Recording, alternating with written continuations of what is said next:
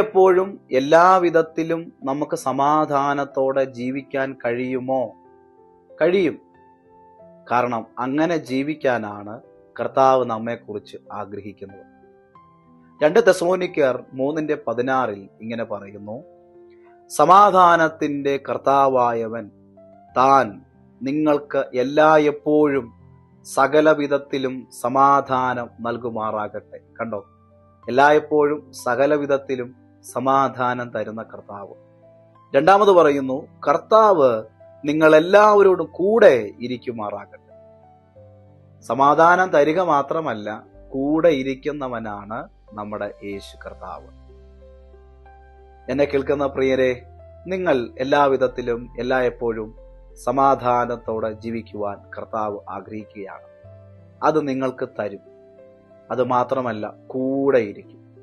കർത്താവുമായിട്ടുള്ള ഒരുമിച്ചുള്ള നമ്മുടെ യാത്രയിലാണ് ഇതൊക്കെ അനുഭവമാകുന്നത്. കർത്താവിൽ നിന്ന് യാതൊരു വിധത്തിലും അകലരുത്. കർത്താവിനെ ചേർത്ത് പിടിച്ച് കർത്താവിനോട് ചേർന്ന് യാത്ര ചെയ്യും. കാലേബ്, യോശുവ തുടങ്ങിയവർ ദൈവസന്നിധിയിൽ പറ്റി നിന്നു, യഹോവയോട് പറ്റി നിന്നു എന്നുള്ളതാണ്. സങ്കീർത്തനം 91 ഇങ്ങനെ പറയുന്നു, അവൻ എന്നോട് പറ്റിയിരിക്കിയാൽ ഞാൻ അവനെ വിടുവിക്കും. കർത്താവിനോട് പറ്റിയിരിക്കുന്നവർ തീർച്ചയായിട്ടും ജീവിതത്തിൽ എല്ലാ സമയങ്ങളിലും എപ്പോഴും സകലവിധത്തിലും സമാധാനത്തോടെ ജീവിക്കുവാൻ അവർക്ക് കഴിയും. God bless you. ദൈവം നിങ്ങളേവരെയും അനുഗ്രഹിക്കുമാറാകട്ടെ.